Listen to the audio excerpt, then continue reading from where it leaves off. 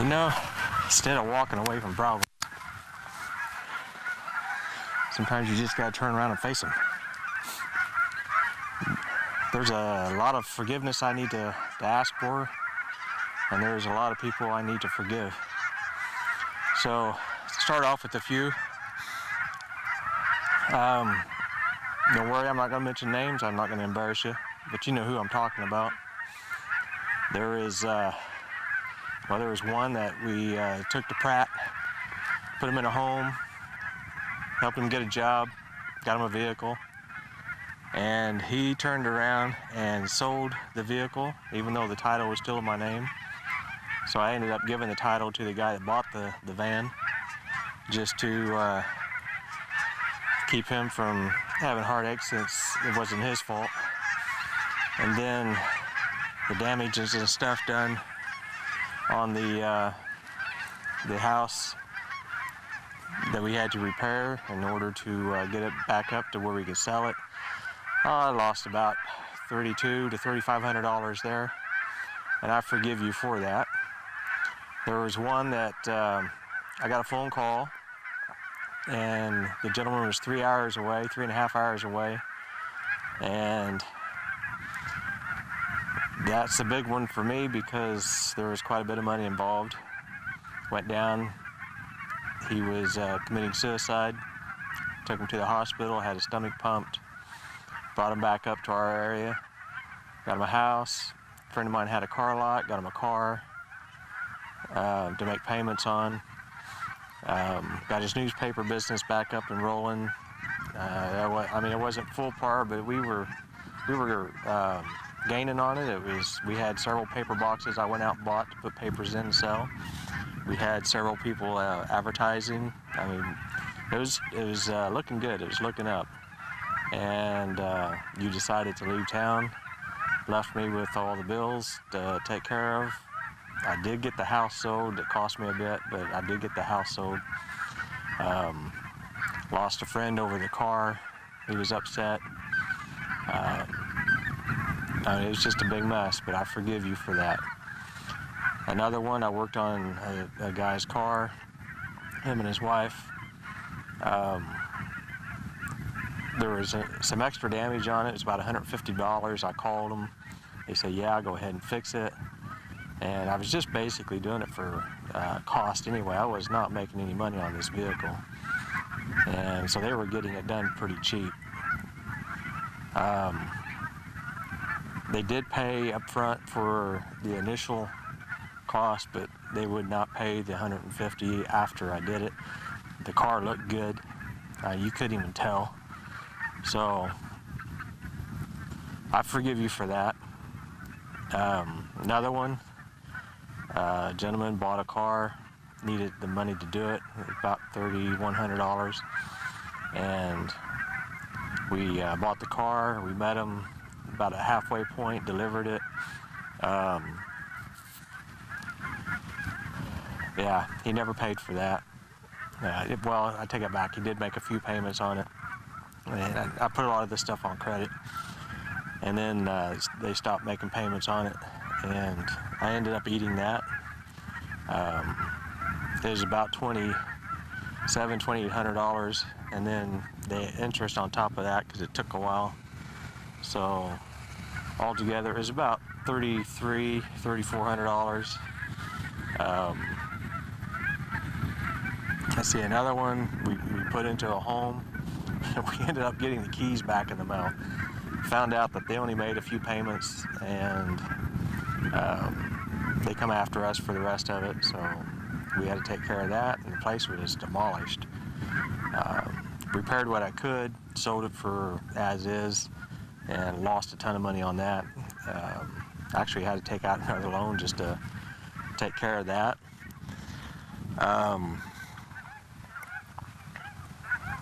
And just a lot of things. Everyone out there that took advantage of me, I want you to know I forgive you. There was one that was really, really bad 24 years ago, 24 and a half years ago. I lost a best friend over that, and the other person, I pretty much lost what things could have been, and I forgive you for that. Of course, the best friend I had, I forgave him 2 or 3 days after he did what he did, and he just couldn't handle it no more. So he told me that that was the last time we was going to see each other because he couldn't handle it. But I feel good about that one because I forgave him. And I'm talking about a lot about forgiving other people, but I need to have this all cleared out this year. Brand new slate for me. I have rededicated my life to God. I know what it's like to live for Him, to live with Him, and I just want to be sure that I continue that walk. And I felt the need that I had to do this, so that's why I'm making this video, to get to all those people that I have no contact with anymore. But I know some of you are on Facebook, some of you have access to those people that are on Facebook, so you can get the message to them, let them watch this video, let them know I do forgive them for what they have done. But I also want to ask for forgiveness. I know I probably have said some things about those people that hurt me, letting other people know.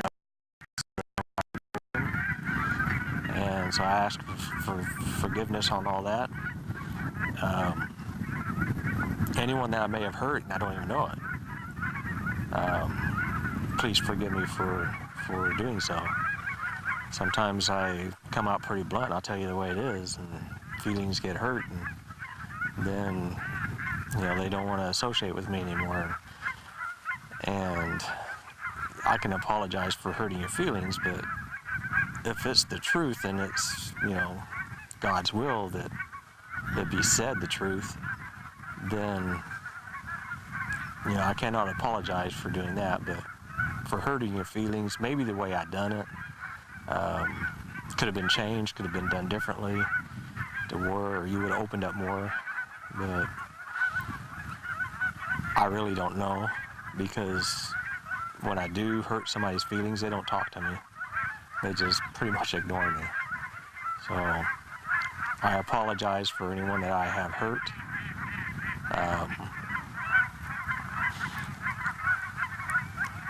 There's other people that hurt me. One of them run my car into my garage and hit my 57 Chevy that was in the garage. Done quite a bit of damage. Said that he'd pay for it. Made a few payments, stopped paying for whatever reason, and I haven't seen a penny since. If it was a penny a month, that's still a payment to me. But they never finished paying for the damages and on that. So as far as I'm concerned, they'll probably never grow up because of that. Because if they're doing that to other people as well, then they're hurting themselves in the long run and not giving themselves a chance to grow and become a better person. And that's the way it is with a lot of people. They borrow things from me. I don't get them back. Sometimes I do, sometimes I don't. I have several things out right now that I have not received back, and it's been several months now. I'm not going to worry about it, I figure if you need it that bad, then go ahead and keep it, and I'll just go buy another one if I need it. So that's the way life is. I've loaned tools out to someone, and they ended up losing the house they was living in, and my tools were in there. I couldn't get them back. And you think that person replaced them? Nope. Even after they got up on their own feet and back into their other house, and they're doing fairly well. You think they'd bother, paying their debt? No. I forgive you for that. I'm starting off this year with a clean mind and heart and soul, and letting everyone I know, and that I forgive them, and asking for forgiveness from those that I have hurt. And we'll see how the rest of the year goes. So I know where I want to head, and I'm going to do my best to get there. So love you guys, and you have a good New Year's.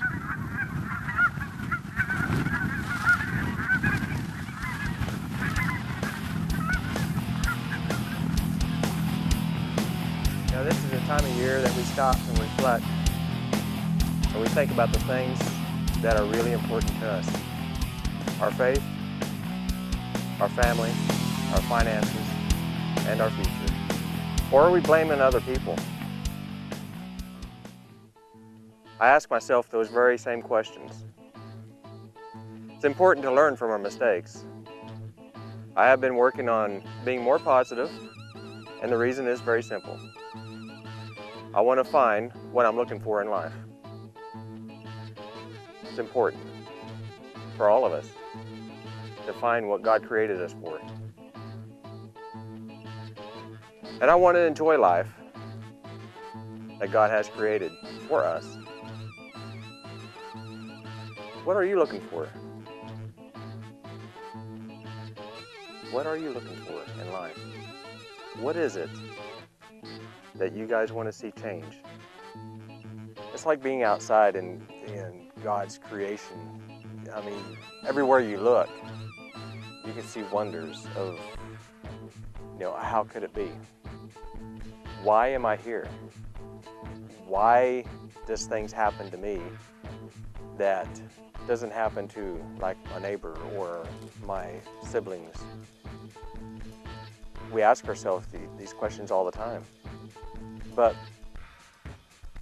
what is it that we are looking for? What is it that we are looking for? If we go through life with a defeated attitude, the only thing we will ever experience is defeat. If we go through life being frustrated and having a bad attitude, their seeds of discomfort will produce more of the same. What I'm talking about is the reality of attracting the good, the pure, and the positive things of life. Those things somehow seem to follow the people who are seeking them and consistently talking about them. Take a minute to ask yourself, what kind of person is attractive to you? Is it someone who is complaining all the time about everything that is going wrong? Or is it someone who is excited about life, their future, and their opportunities that they are seeking on a daily basis? I believe the answer is obvious. Decide to have a good attitude and be more positive and upbeat about everything.